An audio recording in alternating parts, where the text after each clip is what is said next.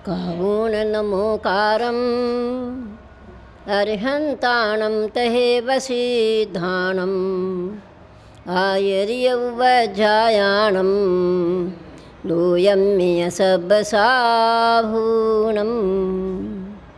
प्रिय देवादिदेव श्री चंद्र प्रभु भगवान की, प्रिय श्री पार्श्वनाथ भगवान की, बड़े आचार्य चार्चकपति श्री शांति सागर जी महाराज की, बड़े गुरुवर आचार्य कल्प 108 सरमती सागर जी महाराज की, बड़े जैन धर्म की जय। संसार का प्रत्येक प्राणी अनादिकाल से लेकर और जब तक मोक्ष नहीं जाता है तब तक इस संसार के अंदर 84 लाख गदियों में घूमता ही रहता है, क्योंकि संसार एक ऐसी वस्तु है जिसे संसरण करे उसे संसार कहते हैं। जो इन चारों गतियों के अंदर भ्रमण करे उसे संसार कहते हैं। ऐसे संसार के अंदर मानव आज से नहीं, जन्म और मरण निगोद से निकलने के पश्चात आज तक ये करता ही आ रहा है। निगोद से जो भी मानव निकलता है वह इस संसार के अंदर भ्रमण करने के पश्चात भी चाहे कितने ही काल भ्रमण करे, लेकिन अंत में उसे मोक्ष जाना ही होता है, क्योंकि निगोद में कभी भी अभव्य जीव हो ही नहीं सकते। निगोद में सारे ही जीव भव्य होते हैं और संसार राशि में जीव दो प्रकार के होते हैं, एक भव्य भी होता है और एक अभव्य भी होता है। अभव्य जीव किसे कहते हैं? जो संसार में ही रहे, कभी संसार से मुक्त हो सकता नहीं है, चाहे वो दिगंबर भेष को धारण क्यों न धारण करे। फिर भी उस दिगंबर भेष को धारण करके 28 मूल गुण का निरतिचार पालन करता हुआ भी, अनेक प्रकार के उपसर्गों को सहन करता हुआ भी, संसार के अंदर 9 ग्रेवक तक 31 सागर के सुखों को भोगने के बाद भी पुनः इसी संसार में भ्रमण करता है। जिस प्रकार एक अनाज होता है मूंग, उस मूंग के अंदर अनेक मूंग ऐसे होते हैं कि कितने भी बार उसको अग्नि पे चढ़ाया जाए लेकिन वो सीझ नहीं सकता है। इसी प्रकार से ये अभव्य जीव उस मूंग के समान है, जो कि संसार में अनेक प्रकार के पुण्य को करता है, लेकिन फिर भी उन पुण्य को भोगता हुआ 9 ग्रेवक तक जाने के बाद भी इस संसार में ही भ्रमण करता है, कभी इस संसार से छूट सकता नहीं है। इसलिए प्रत्येक मानव को अपने आप में श्रद्धा करो कि हम लोग निगोद से निकल करके आए हैं, और जो निगोद से निकल करके आता है वो भव्य होता है। कितने भी संसार में भ्रमण करे लेकिन अंत में उसे मोक्ष जानना ही होता है। ऐसे भव्य जीव इस संसार में पुण्य के साधनों को जोड़ता हुआ, पुण्य के वैभव को भोगता हुआ, स्वर्गों के सुखों को भोगता हुआ भी मानव अनेक प्रकार के पुण्यानुबंधी पुण्य करता हुआ ऐसे चक्रवर्ती पद, नारायण पद, तीर्थंकर जैसे पदों को प्राप्त होकर के एकाभवतारी बनकर के मोक्ष चला जाता है। लेकिन वह पहले उसे सोचना पड़ेगा, इस संसार में हमने जन्म लिया, जन्म लेने के बाद अनेक माता पिताओं के गोदी में यह मानव खेलता रहता है हर भव के अंदर, चाहे वो तिर्यंश में आए चाहे मनुष्य में आए।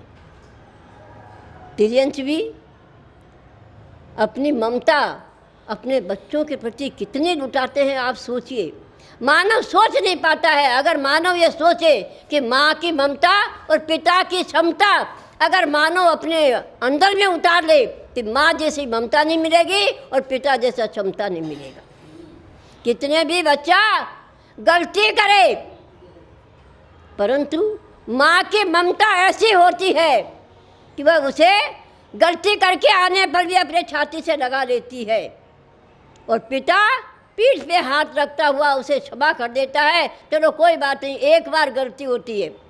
साइकिल चलाने वाला बच्चा गिरता ज़रूर है, लेकिन साइकिल चलाना छोड़ता नहीं है, पुनः उसी पर बैठ कर के भ्रमण करता है। इसी प्रकार से यह मानव इस संसार के अंदर दुखों को भोगता हुआ भी अपनी माँ की ममता को जब प्राप्त हो जाता है। चिड़ियंचों को देखिए आप, एक चिड़िया अंडा देती है, कबूतर एक अंडा देता है। सोचिए वो क्या सोचता है कि बच्चा मेरा जीवन में साथी बनेगा। फिर भी वो माता की ऐसी ममता होती है कि उस अंडे के ऊपर बैठ करके उसे गर्मी देती है और गर्मी दे करके उस बच्चे का पालन करती है।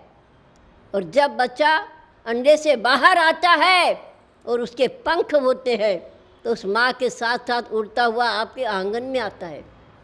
आपने देखा होगा चिड़िया आपके आंगन में एक एक दाना चावल का उठाती है, स्वयं नहीं खाती, उस बच्चे के मुंह में देती रहती है। वो ममता है उसकी, परंतु क्या बच्चा उसका साथ देगा? जिस दिन उसके पूरे पंख आ गए कहाँ उड़ के चला जाएगा पता ही नहीं चलता है। लेकिन इस मानव जीवन में माँ की ममता से आप सोचिए, माँ स्वयं नहीं खाती है और बच्चे को बीच की रोटी निकाल करके मुंह में देती है और फिर भी कहती है बच्चा कुछ नहीं खाता।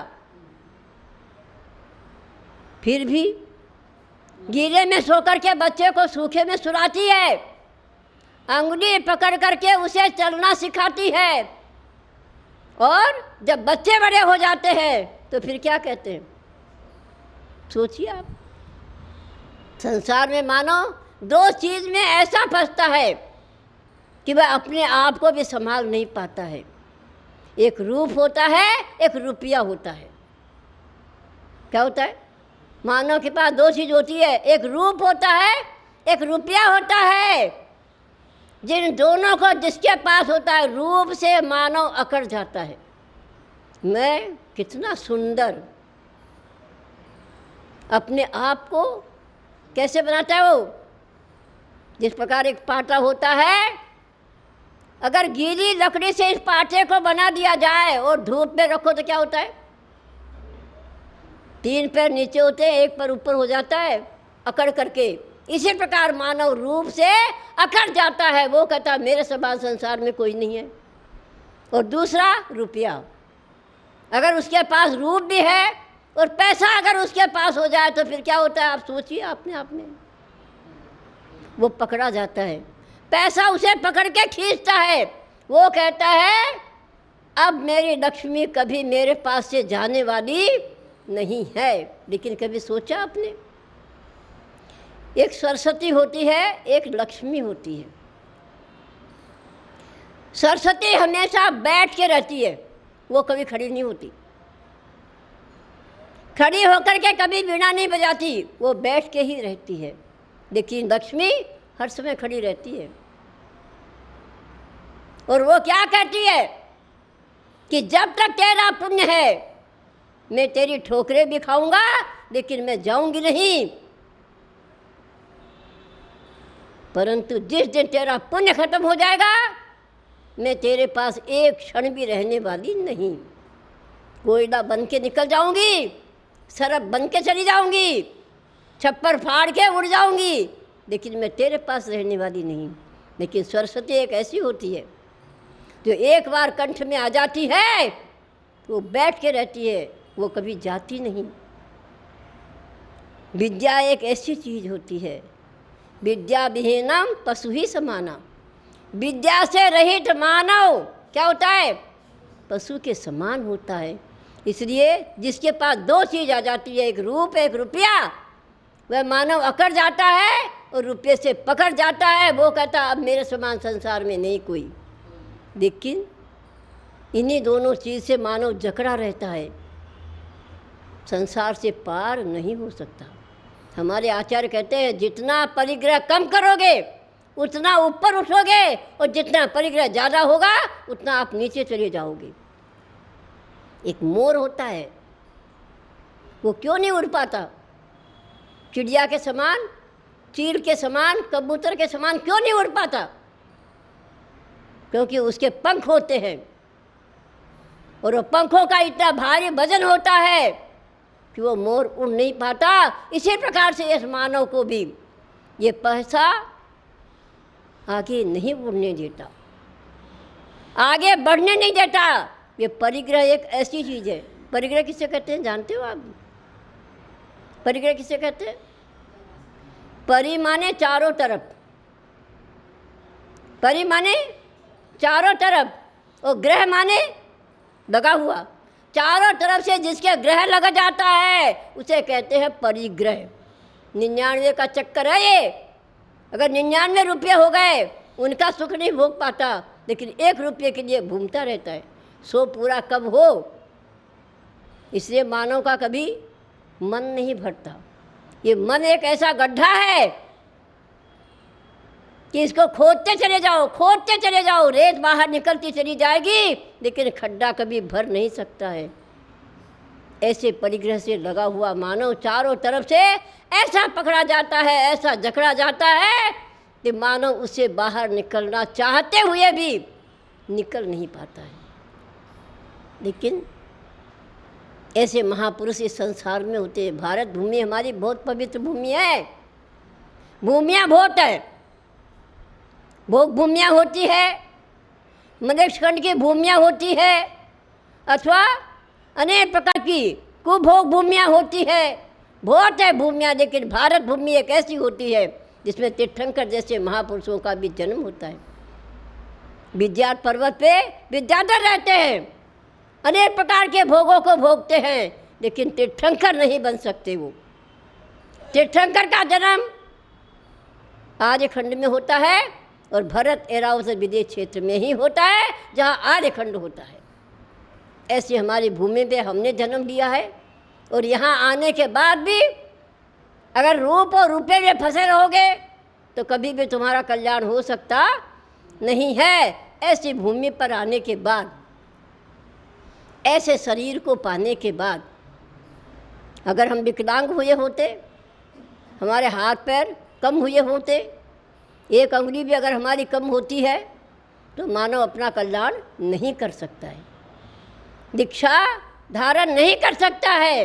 तो सारी चीज़ें हमें मिली है, निरोग शरीर मिला, आंगोपांग पूर्ण मिले, जैन जैसी जन्मे जाति में हमने जन्म लिया, हमारे भगवान के दर्शन हमें मिल रहे, जिनवाणी सुनने को मिल रही, गुरुओं के दर्शन मिल रहे। आप सोचिए, सब कुछ हमारे पास होते हुए भी मानव अपना कल्याण करना नहीं चाहता है।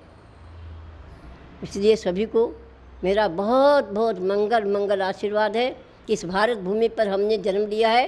अपने माता पिता की ममता और क्षमता को जान करके हम अपना कल्याण करने के लिए, देखिए, जब तक हम माता पिता की सेवा नहीं करेंगे तब तक हम संसार के प्राणियों की भी सेवा नहीं कर पाएंगे। जब तक हमारे में दया नहीं आएगी तब तक हम कुछ भी नहीं कर पाते। इसीलिए हमारे तीर्थंकरों के शरीर में कूट कूट के दया भरी रहती है। इसलिए उनके शरीर के अंदर खून नहीं होता, खून होते हुए भी लाल नहीं होता। लाल खून उसी का होता है जिसमें कसाय होती है। तीर्थंकरों के कसाय नहीं होती, इसलिए उनका शरीर का खून सफ़ेद होता है। ऐसे दूध के समान उस शरीर को प्राप्त करके अपना कल्याण करते हैं। ऐसे हम भी अपने जीवन में दया भाव को धारण करके कसायों को मंद करके अपने जीवन का उत्थान करें। बड़े चंदा प्रभु भगवान की